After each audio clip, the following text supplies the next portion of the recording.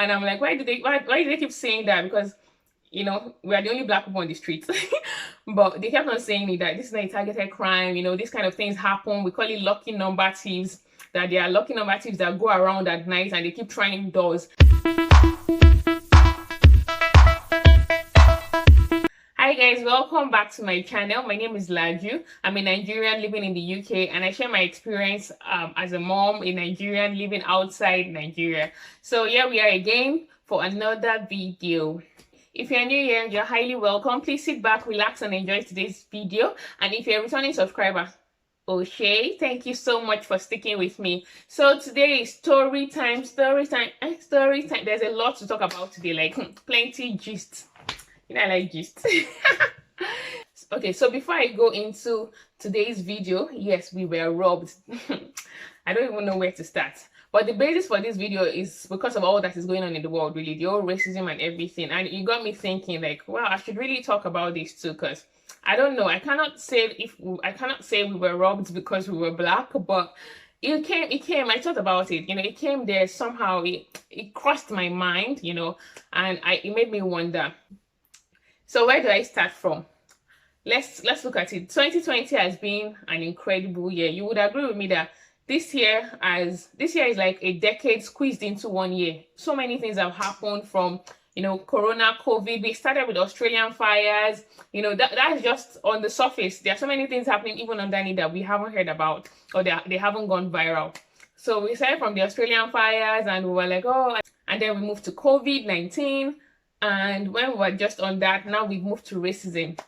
It's pretty interesting. It's an interesting year because I'm like, what? what else? I'm pretty sure that 2020 is not done yet. Like, there's still more to come, And as we're talking about racism, they're talking about rape in Nigeria, and so many things are going on all in 1 year. Oh, bless my soul. So I just want to say a thing or two about this racism thing before I get into today's video, because the truth is, everyone has a story. Every black person living in non-black populated areas or non-black populated countries has a story. You have a racist story, whether big or small. I believe that everyone has a story. And as a medical person, though not actively employed, I have my husband is a doctor, my friends are doctors. I hear so many stories. You hear stories about patients not wanting to be treated because you are black. Yes, even in the UK, everyone is making it look like the racism thing is, US, because they're the ones speaking out right now and fighting this injustice and all. But let's be honest with ourselves. Racism is everywhere. Racism is all over. It's in UK here. It's in Canada. It's everywhere you can think of, There's racism. It's amazing. There's racism everywhere, even Asia. Hey, don't let me even go to that. There are some countries, I don't know how black people survive in those countries, because they don't seem to even regard normal human rights for their own citizens. How much more you that you are black, they already consider you less of a human. And then I don't know how they cope in those countries, really, to be honest. So yeah, I don't want to mention names, but you know what I mean. People look at you and they think, oh, in 2020, it's sad. We watch movies, we watch 12 Years a Slave, all those movies about racism, and it looks like, oh, something happened a long time ago. But what are we kidding? It's still happening now and here and now.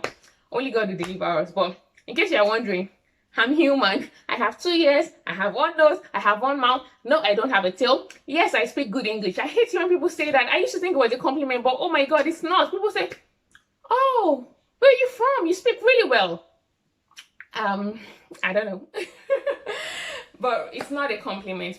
We need to stop that. Please, can we just stop doing that? Like, you already see somebody and you already assume that they cannot speak English. Yeah, even black people do it. You see somebody else and you think, oh, this person cannot do this. Or we just stereotype people because of how they look. Stereotypes need to stop. Like, we need to stop. And it starts with you, it starts with me, the things we say at home. I know even back in Africa, we have tribalism. It's just a sad story, really, all over the world. Even in Africa, we had xenophobia, South Africans killing their fellow Africans because of, it's just a crazy world, Only God can deliver us. But yeah, having said that, I would just like to put it out there that each and every one of us has a part to play in this racism story. So for me, what I do is that I make excuses for people. I give them the benefit of doubt. I've had an instance once when I sat down in the bus and the person got up hurriedly. And I thought, well, maybe she's getting up the next stop, you know. I just don't want to think she stood up because of me. That doesn't make sense.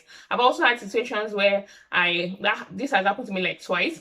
I was rushing to enter into a lift, and there was only an old lady in the lift, and she rushed out, and I'm thinking, well, maybe she remembered she had something important to do and she rushed off, you know. I just don't want to think that this person rushed off because of me, and she has been in the lift waiting for the door to close, and just when the door is about to close, I rushed in and then she rushed out. I don't know. I just don't want to believe that somebody will do that. Many of these people didn't have interactions with Black people, especially the older ones, because they grew up in this society where they didn't have any, you know, relationships with Black people. They, you know, you had a school where you had no Black person in your school. You watch TV, you never see Black people on your TV. The only time they see Black people is when they watch UNICEF adverts or Red Cross, and they are seeing you. They see Black people are always portrayed as, you know, poor, hungry, poverty. Please donate £1 to save the life of a child. That is the only time you see Black people on TV, and now it's better. You now see Black people in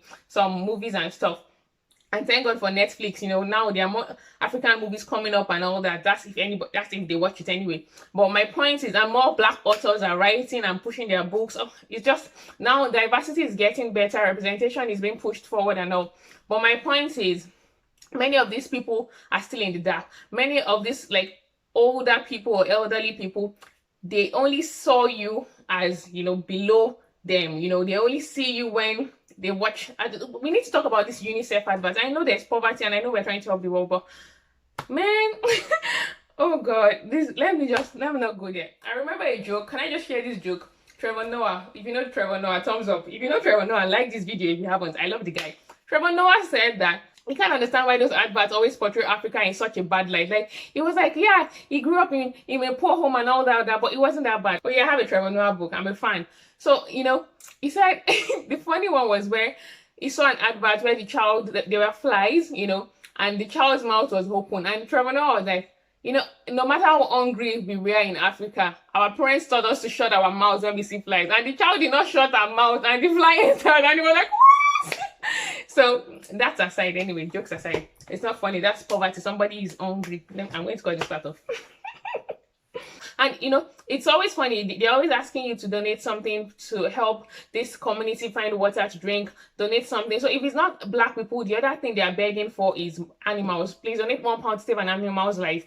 So you can see how they view the Black community. So many of them, they grew up never having a Black classmate or working with a Black colleague, because you were just there wherever you were, you know. So now that there's more diversity and representation, some people don't know how to react, because they're like, what is going on? You know, they are not comfortable staying in lifts with you, staying in the bus with you, you know. They're just, but I believe that this generation can do better. You know, it's one world. And so let me give you the gist. So we moved to this beautiful city and we loved it. It was, you know, it wasn't, the diverse community wasn't a lot. There weren't a lot of Black people, to be honest. But I didn't mind. On our street, we were the only Black family. We were the only Black people on the street. There was one other Indian down the road, but every other person was, you know, white. And most of them were elderly people. Apart from the two families by our side, there was a young couple, and the other one was a single mom with two teenagers. Now, we usually parked in front of our house.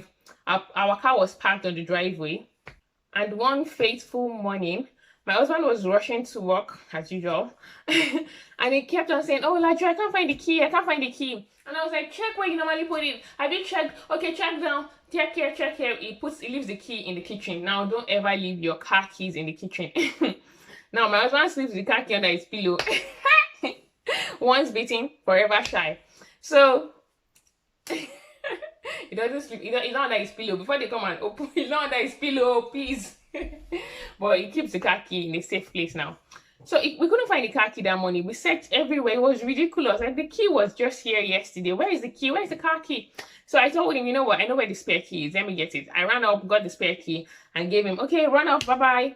And then he comes back in and he says, Laju, the car is not there. Like horror movie. Like, I've never experienced such before. Like, the car is not there. I thought he was joking. I'm like, you're going to be late. Start going. Start going. He said, Laju, I'm serious. The car is not there. I said, the car is not there. In UK. The car is not there. So what, it just didn't sink in. It just didn't make sense.